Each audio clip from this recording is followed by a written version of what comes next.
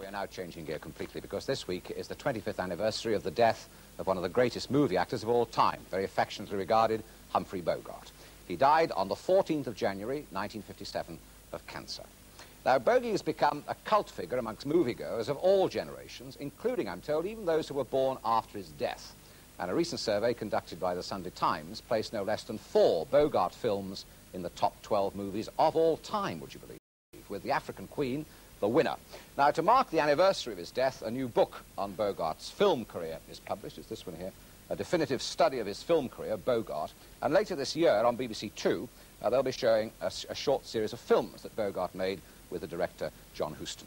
Now, although to many, Humphrey Bogart is best remembered for such immortals lines as those uttered by the hard-bitten Rick in Casablanca, you know, the one of all the gin joints and all the towns and all the world, she walks into mine. I never could quite do the Bogey voice, as you can see.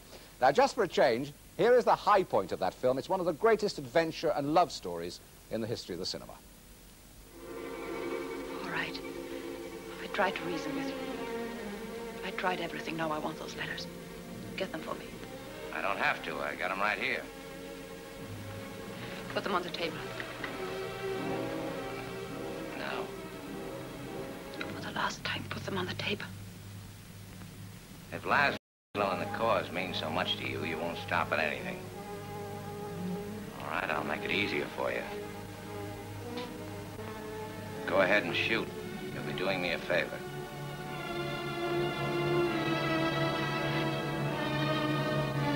Richard, I tried to stay away. I thought I would never see you again. That you are out of my life.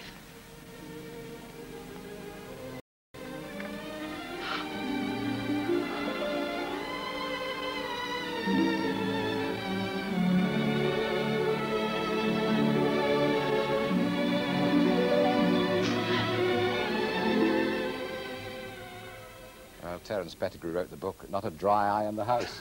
No, it usually isn't. Do you know, I was fortunate enough to interview Bergman just before Christmas, and she said they never knew in that film what was coming next or what the finish was. That's an extraordinary way to make what turned out to be a knockout film. Yes, I think the reason for that was, of course, the studio arrangements. You know, the stars belonged to one studio and didn't belong to another. And they got Bergman, I understand, by a bit of trickery. They told Selznick that they had a script and they had a film, they had everything. In fact, they had nothing. So they got her to sign up, and then, of course, they had Bogart, and then they began to write it as they went along. She's quite right. Yes. Amazing. Now, that seems to me pure Bogart. Was the man himself very much like the actor? He became the pure Bogart as he got older. I don't think he was necessarily quite that hard-bitten and quite that tough himself, but certainly towards the end of his life, there's a lot of evidence to show that he developed traits, if you like, Bogartian traits, which it would be virtually impossible not to develop if you played the character for so long. It's amazing how a star is born, isn't it? Because he slogged away for a very long time, something like 14 or 15 years before he finally made it. That's right. Now, was that because he was a great actor and it was in him, or did he have a slice of luck, or what? I think he was very lucky. He slogged away virtually unheralded for many months, many years, in fact 14 years.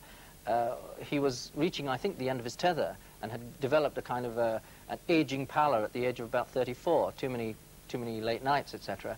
And they were looking for a gangster who was just that type. Yeah. And Bogart looked aged enough, even though he was young, to play a gangster who was the same age as himself, who'd been aged by his prison experiences. Yeah. So, yeah. Fine. Well, let's break off our conversation. I'll come back to you in a moment because we want to see a little bit more action, as it were. Because Bogart's first part in the film was as a gangster in The Petrified Forest. He made that in 1936. And his success in the role ensured that he continued to play the baddie. And it was almost by accident that he changed sides and became the detective when he took the part of Sam Spade in The Maltese Falcon. He played opposite Mary Astor. Here they are. That story I told you yesterday was just a story. Oh, that. Well, we didn't exactly believe your story, Miss... what is your name, Wonderly or LeBlanc? It's really O'Shaughnessy, Bridget O'Shaughnessy. We didn't exactly believe your story, Miss O'Shaughnessy. We believed you $200. You mean that... I mean, you paid us more than if you'd been telling us the truth, and enough more to make it all right. Tell me, Mr. Spade, am I to blame for last night? Oh, you warned us that Thursby was dangerous. Of course, you lied to us about your sister and all that, but that didn't count. We didn't believe you. No, I wouldn't say that you were at fault. Thank you. George was so alive yesterday. So solid and hearty. Stop it. You know what he was doing? Those are the chances we take. Was he married? Yeah, with 10,000 insurance, no children, and a wife that didn't like him. Wonderful line, wonderful line. Now, that was Sam Spade, and of course he made Philip Marlowe even more famous some 10 years later. That's right. And that was the toughie image. I mean, he was very good at that, wasn't he? Well, I think he developed it. I mean, as I told you, his earlier career was one which wasn't spent behind silk screens. I mean, he really sort of went out there and was trying hard to get work, and he looked tough, and he looked the part. But I think there was a sentimentality about him as well, which doesn't show in those films. Why do you think he appeals to young people? I was saying in the intro that you know, he appeals to people who were born after he died. Well, I think it was very much before his time, insofar as the rebel thing of the 50s, for instance, the Marlon Brandos and the James Deans. If you look at the early Bogart films in the 30s, he had that same brittle edge, that same sort of, you know, come and get me if you dare kind of look, which really didn't come until 15 years later. You're clearly a Bogart freak, aren't you? Well, yes, it's hard to watch so many films of his and not feel a little bit of a liking. Well, Terence Pettigrew, thank you very much indeed, and I hope the book does well. Written by an Englishman, that's a bit unusual. Anyway, before we leave Bogey, though, we can't resist, really, having another look at one of the most famous scenes from any movie, the farewell to Ingrid Bergman in Casablanca. It's played, of course, again and again and again, but still the one that all Bogart fans just love to see. I said I would never leave you. And you never will. But I've got a job to do, too. Where I'm going, you can't follow. What I've got to do, you can't be any part of. Ilsa, I'm no good at being noble, but it doesn't take much to see that the problems of three little people don't amount to a hill of beans in this crazy world. Someday you'll understand that. Now. He's looking at you, kid.